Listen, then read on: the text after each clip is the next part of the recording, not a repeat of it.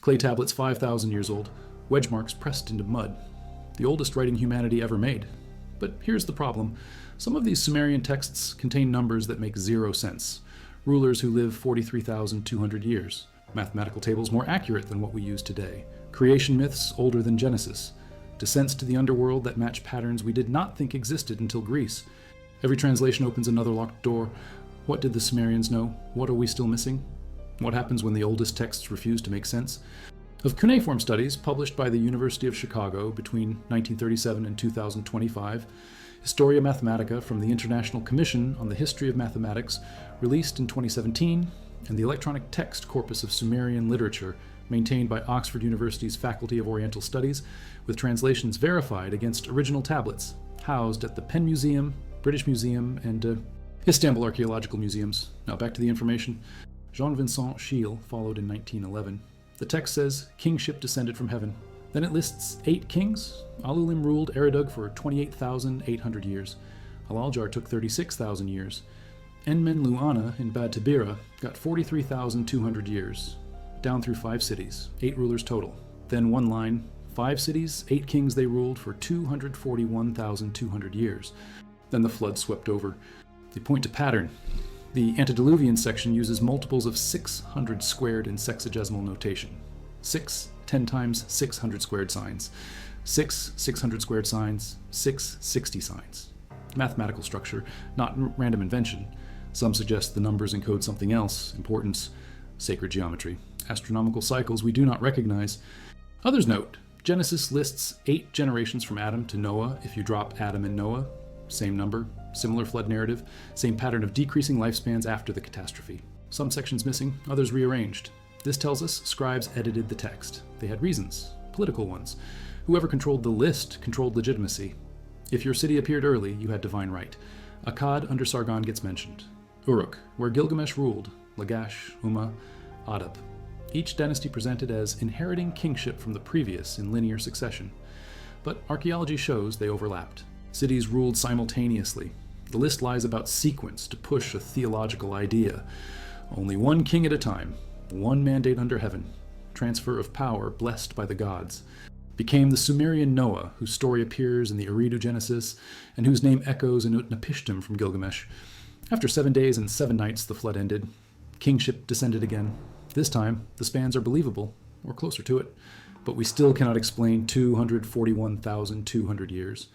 We cannot explain why scribes in the Old Babylonian period, 1,500 years later, still copied this section faithfully.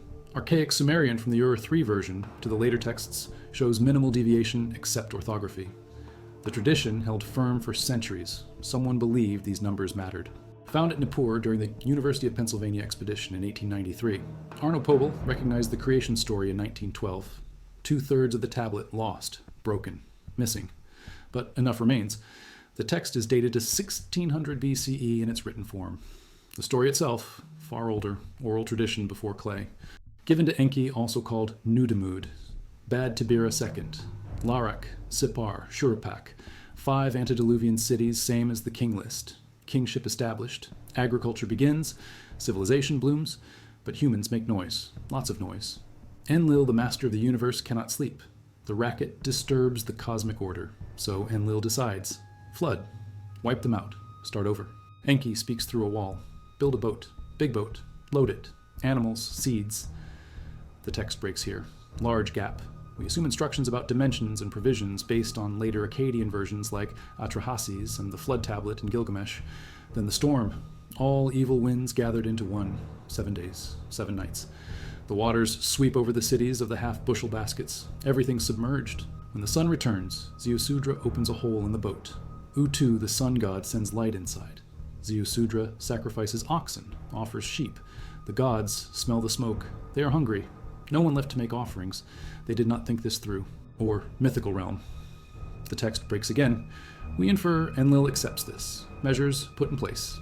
Infant mortality, celibacy, population control so the noise never returns to that level. This story appears in Berossus, the Babylonian priest, writing in Greek around 300 BCE. Appears in the Atrahasis from 1700 BCE, where the noise is explicitly the reason. Appears in Tablet 11 of Gilgamesh from 2100 BCE or later recensions. But Eridu Genesis is the oldest, the Sumerian original, flood stratum. So something happened, localized, catastrophic for the region. Not global, but to people living there, it was the world. Everything they knew underwater. Tablets from Ur show similar flood deposits. Kesh too, not everywhere, not at the same time. Multiple floods across centuries. Memory compressed into one great event, one divine punishment, one boat, one survivor, the kernel of truth wrapped in theology. Scholars debate whether the Eridu Genesis influenced Genesis chapters 6 through 9. Timing works, Babylonian exile, Hebrew scribes exposed to Mesopotamian literature, shared Semitic cultural background. Both have the flood, both have the righteous man, both have the boat and animals, both have the dove or bird sent out to test for dry land. Both have the sacrifice after. Both have divine promise to never repeat it. The differences are theological, not structural. Yahweh versus Enlil, monotheism versus polytheism, covenant versus appeasement. But the shape matches. Oldest written flood narrative we have sits on broken Sumerian clay from Nippur, and we still do not have the complete text. The artifact measures 12.7 by 8.8 centimeters. Clay, cuneiform, sexagesimal, base 60 numbers, 4 columns, 15 rows. The left edge broken recently. Glue residue proves it. Edgar Banks found it in southern Iraq early 1900s. The man Indiana Jones was based on. Archaeologist, diplomat, antiquities dealer. George Arthur Plimpton bought it in 1922. Donated his collection to Columbia University in 1936. Now it sits in their rare book and manuscript library in New York. This tablet dates between 1822 and 1762 BCE based on handwriting style and comparison to dated administrative texts from Larsa. Over 1,000 years before Pythagoras. The first row references the triple 119, 120, 169. The numbers get large, complex, precise. Historia Mathematica, their interpretation. Plimpton 322 is the world's oldest trigonometric table, not based on angles and circles like Greek trig from Hipparchus around 120 BCE, based on ratios. Babylonian approach to geometry came from practical needs. Surveyors, builders, administrators measuring fields, walls, canals, ziggurats. They needed right triangles, lots of them, with different inclinations. Plimpton 322 provides 15 right triangles in sequence, steadily decreasing in angle. The original tablet probably had 6 columns and 38 rows before the break. The headings in Akkadian describe the squares of the sides and diagonals. Computational tool, not theoretical exercise. Base 60 has many exact fractions. 0.5, 0.2, 0.3 recurring, 0.1 recurring, 0.16 recurring, no rounding errors, no floating point drift, perfect precision for architectural calculations. Building temples, palaces, step pyramids, surveying land for taxation, calculating irrigation channel slopes. The Babylonians could generate these triples using reciprocal pairs. Take a number x and 1 over x. Use these to derive integer Pythagorean triples through a standard algorithm. Tablets MS3052 and MS3971 from the Shoin collection show exactly this method. Both Old Babylonian, both from Uruk near Larsa, both contemporary with Plimpton 322. Plimpton 322 follows the format of administrative documents from Larsa, not mathematical treatises. The purpose was pedagogical. Teachers used it to set problems for students, generate right triangle exercises, test their computational skills. The implausibly neat numbers suggest artificial construction for educational goals, not real-world application. Other scholars note trigonometry, as we understand it, requires angle measure. The Babylonians had no concept of angle in that sense. They thought in terms of lengths and areas. Calling it trigonometry is anachronistic, even if the mathematics underneath works. The interpretation as trig table is conjecture. What we can confirm is Pythagorean triples. That alone pushes mathematical sophistication back over a millennium earlier than previously thought. Whether it was for surveyors or students or both, we still argue. The tablet refuses to explain itself. Just columns of numbers that happen to form perfect right triangles. If you value documented research into ancient mathematics and Mesopotamian civilization like this, subscribe. It is the best way to support the work. Also, comment your city. This script is deeply researched using primary sources from the Journal of Cuneiform Studies, Volume 4, published by the American Schools of Oriental Research in 1950 and 1951, Historia Mathematica, Volume 45, published by Elsevier in August 2017, and archaeological reports from the Oriental Institute at the University of Chicago, excavations at Nippur between 1889 and 1900, covering tablets, CBS, and Nye catalog numbers. Now back to the information. Dated between 2100 and 1600 BCE. The earliest reference might be in Uruk texts from late 4th millennium BCE. Divine name Inana Kur, meaning Inanna of the netherworld already attested, possibly the oldest reliably documented myth in human existence. She goes to the underworld, ruled by her sister Ereshkigal, who just lost her husband Gugalana. Inanna claims she comes for the funeral rites. Ereshkigal does not believe her, orders the 7 gates bolted. Inanna can pass 1 gate at a time. At each gate something removed: crown, beads, breastplate, ring, measuring rod, robe. By the time she reaches the throne room, she is naked and powerless. Ereshkigal and the 7 judges sentence her. Inanna dies, turned into a corpse, hung on a hook, 3 days, 3 nights. Sprinkle the food and water. Inanna revives. But underworld law is absolute. No one leaves without a substitute. Demons follow her up. She does not reveal his location. They find him anyway. Eventually a compromise. Dumuzi spends half the year in the underworld. Geshtinana, the other half, the cycle of seasons, death and rebirth. In 1942, a 94-line tablet at Yale changed everything. Showed Inanna did not descend to search for Dumuzi. She went before his death. Her purpose was to extend her power, challenge her sister. The Sumerian story is about ambition, not love. She who sent him down now argues for his partial return. The return matches re-emergence as morning star. The myth is both theology and astronomy, story encoding observation, religion built on what people saw in the sky every night. Biggs translated the oldest version from Abu Salabik. Radiocarbon dates samples at 2550 to 2520 BCE. 134 lines praising the temple of the goddess Ninhursag in the city of Kesh. The text describes how Enlil gave permission to build the temple, how the various gods received their spaces within it, how the structure reaches to heaven and descends to the underworld, how it contains the life sources of Sumer. Who has ever seen anyone as great as its lady Nintud? Will any other mother give birth to someone as great as the hero Agi? The refrain drives home the temple's unmatched sacred status. Kesh gains legitimacy. Economic power follows. Temples controlled vast landholdings, employed workers, gave loans, administered trade. Religious authority meant political and financial clout. Biggs suggested Abu Salabik might be Kesh itself, but it is not near Adab as texts describe. Maybe Kesh was just a variant spelling of Kish. Maybe it is still buried. Maybe it was a small settlement that disappeared and only the hymn remembers it. By the old Babylonian period, 1700 years after the hymn was composed, Kesh was no longer a major settlement. Yet scribes still copied the text, used it in the Aduba scribal schools. Students learning cuneiform had to master this hymn as part of the Decad curriculum. 10 essential compositions. The Kesh temple hymn was one, preserved for over 1,000 years, not because Kesh mattered politically, but because the text itself was canonical, fixed in the Sumerian literary tradition. Samuel Noah Kramer suggested these were played in temple ceremonies. We have no notation, no way to reconstruct the melodies, but the text tells us music accompanied worship. Victor Hurowitz noted parallels between the hymn's structure and Genesis 49. The sayings about Joseph and Judah match metaphors used for Enlil, highly esteemed prince, leopard who seizes prey, great wild ox, seed of a steer engendered by a bull. The syntactical structure is remarkably close. Raymond de Hoop explored this in detail, suggested direct influence or, at minimum, shared cultural templates. The blessing poems in Genesis might draw from much older Mesopotamian forms, prove the hymn's descriptions were literal, not metaphorical. But 4,600 years is a long time. Mud brick erodes, statues get looted, rivers change course, cities get buried under meters of silt and sand. Kesh might be under a modern Iraqi village or farm field, or it might have been a ceremonial site, not a permanent settlement, a place people visited for festivals, built the temple, sang the hymn, left no other trace. What we know is this: 2600 BCE, early Bronze Age, Sumerian civilization at its height, cuneiform still relatively new, literature just beginning. Someone composed this hymn. Someone thought it mattered enough to carve into clay. Someone copied it, and copied it again, through the Akkadian Empire, through the Ur-3rd dynasty, through the Old Babylonian period. A chain of scribes across 1,000 years making sure these words survived. The oldest literature we have is a temple song, a hymn praising a goddess and a building that tells you what mattered to them, what they wanted to last, not king lists or tax records, a poem about a sacred place where the gods touched the earth. The tablet was known since 1956, when Samuel Noah Kramer mentioned it, but no one fully translated it until 2025. Jenna Matusak from the University of Chicago published the first complete translation in the journal Iraq in July.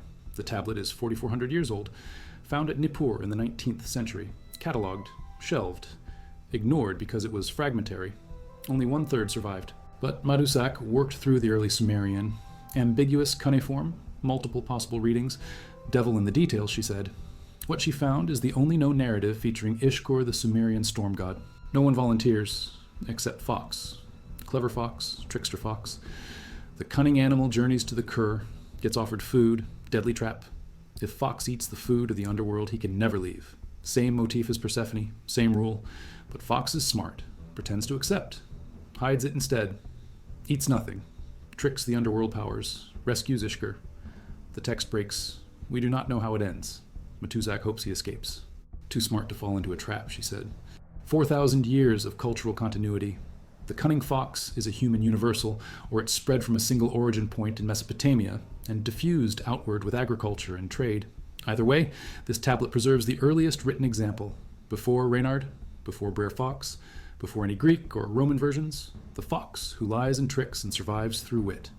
She estimates only a third of the tablet exists, 2/3 lost. Smashed or eroded or still in a museum storage room mislabeled. She used context from other Sumerian literature to fill gaps. The Sumerian king list mentions pre-flood and post-flood kings. Eridu Genesis describes the flood itself. Inana's descent provides underworld structure. By comparing these, Matuzak could infer what probably appeared in the missing sections. Divine counsel. Plea for help, journey instructions, the mechanics of underworld travel. Mesopotamian literature shares templates, standard scenes, expected progressions. If you know the genre, you can reconstruct pieces. Yet this single fragmentary tablet from Nippur is the only narrative where he appears as a main character. Why? Lost texts, oral traditions never written, preservation bias. Maybe Ishkar's myths were performed, not inscribed, sung at festivals, told by priests, ephemeral. Only this one accident of archaeology gives us a glimpse. Or maybe Ishkar was less important narratively than ritually. His job was to bring rain, send thunder.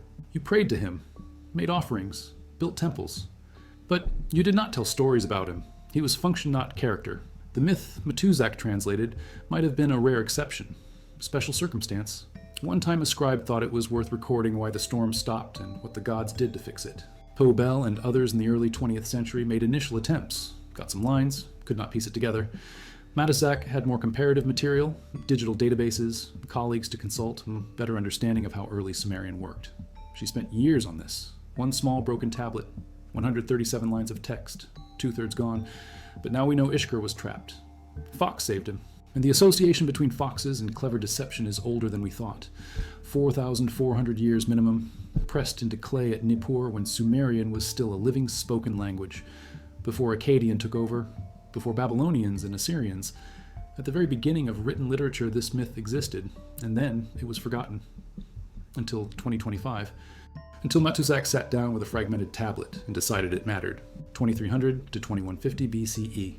State archives, administrative records, barley rations, sheep counts, scholarly texts. Sebastian Ray, curator at the British Museum, called them the spreadsheets of empire. First material evidence of the very first empire. Real proof of how imperial control actually worked. They show Naram Sin's total control. Naram Sin, 4th king of Akkad, 2254 to 2218 BCE, approximately. First king to proclaim himself divine. These tablets document his administration at the edge of territory. Girsu was frontier. The tablets show how Akkadians managed subject populations, taxation, labor, resource allocation, bilingual administration. The empire needed local knowledge but imposed central oversight. These tablets provide balance. Akkadians are known for their warlike tendencies, but these tablets reveal bureaucracy, everyday management, grain supplies, animal husbandry, construction projects, payroll records, the boring essential work that makes civilization possible. Economic systems that operated differently than we assumed. Redistributive economies, not monetary. Goods allocated by central authority. Workers compensated in food, not wages. The calculations are precise, the accounting meticulous, managing hundreds or thousands of people, month after month. What they found in fall 2024 changes our understanding. But there is more. The site has barely been touched. Girsu is huge. Every season brings new archives, new evidence of how the First Empire actually functioned. Not the royal propaganda, the nuts and bolts. We do not know where Irisagrig is. Only looters know. The tablets surfaced through illegal antiquities markets. Hobby Lobby bought them. Between 2012 and 2016 in Oklahoma storerooms. Marcel Segrist and Toru Ozaki recorded them, published in 2019. Over 2,000 cuneiform objects total. Food distributions, religious offerings. But the city itself is lost. Sites in Iraq were heavily looted after the Gulf Wars. Tablets ripped from context, scattered worldwide. Irisagrig is somewhere in southern Iraq, near Larsa maybe. But without excavation, we cannot pinpoint it. The looters will not reveal the location. They would face prosecution. So the site sits, unprotected, slowly eroding. Hobby Lobby forfeited the tablets in 2017. Settlement with the US government, $3 million fine, 450 tablets, and 3,000 clay bullae returned. But that is a fraction of what is out there. The British Museum alone has about 100,000 unpublished tablets in storage. Museums worldwide hold hundreds of thousands more, most never translated. Archaeology is about context. A tablet alone tells you what was written. A tablet in context tells you who wrote it, why, where they stored it, what else was there. Looting destroys all that. The Eridu tablets are orphans. We know their city existed. We know it had a palace and temples. We know they kept lions. But we do not know where to dig, cannot recover the architecture, cannot find the statues, cannot excavate the graves. Just scattered pieces floating in the market. Of the estimated 500,000 cuneiform tablets excavated, only a fraction have been translated. Many are catalogued, photographed, but not read, not published, not analyzed. They sit in museum basements waiting. It is slow work. One tablet can take days. There are maybe a few hundred scholars worldwide who can do this professionally. 500,000 tablets. At current pace, it will take centuries to translate everything we have. And new excavations continue. More tablets every year. The backlog grows. Tax receipts, loan records, boring essential data. They tell us about daily life, economy, social structure, the fabric of ancient civilization. But they are tedious, reading the same formula over and over. Yet within this mundane data patterns emerge. Economic cycles, population movements, climate impacts, the cumulative picture matters, machine learning attempting to recognize signs. But OCR for cuneiform is hard. Sign variants, handwriting styles, damaged sections, human experts still necessary. AI can assist, but final interpretation requires judgment. We are not there yet. Cultural assumptions so fundamental the scribes never explained them. They knew, everyone in their time knew. Now we guess, we infer, sometimes we are wrong. Translations get revised, 4,000 years of separation is a gulf. We read the words but miss the meaning. But when you compare it to other versions, anomalies appear, king names differ, reign lengths change, dynasties rearranged. The Ur-3 Sumerian king list predates the standard version, copied during Shulgi's reign 20084 to 20037 BCE. This early version has a completely different pre-Sargonic section. Instead of multiple dynasties, it lists one long line of rulers from Kesh. Different editorial choice, different political message. Maybe Nippur consider the antediluvian kings too mythical. Keep only the verifiable parts, the flood as dividing line. Adapted, revised. Father advising son, Shuruppak speaking to Ziusudra. The same Ziusudra who survives the flood. The text is Proverbs. Practical advice. Do not steal, do not lie, do not murder. Help the poor. Respect your elders. Choose friends wisely. Universal ethics. But this is the first written version. Some tablets from Old Babylonian period, 1700 years after the original composition. Scribes, still copying this, still teaching it. 2 millennia of continuous transmission. The content is simple, short sentences, direct statements, easy to memorize. Wisdom literature meant to be internalized. You shall not steal, property rights established. You shall not vouch for someone. Be careful about loans. You shall not buy a draft ass. Practical economics. You shall not plunder a place which has been plundered. Limits on warfare. Or is it about something else? The Sumerians understood. Now it requires explanation. 4,600 years later, the earliest ethical instruction we have. And it sounds familiar. Human nature does not change. That is it. That work is unglamorous. Does not get grants. So it does not happen. Or happens slowly. The backlog grows. Quietly. Archaeologists found 200 tablets in 2025. Major discovery, but we have 500,000 tablets already excavated. The Sumerian king list, Eridu Genesis, Plimpton 322, Inana's descent, the Kesh temple hymn, the Ishkar myth, the Gersu archives, the Eridu tablets, the untranslated masses, the wisdom literature, the deep archive, 12 mysteries, some solved, others still opaque, all connected. The beginning of writing, the birth of literature, humans deciding 5,000 years ago that some things mattered enough to carve into clay. They left it for us. We are still figuring out what they meant.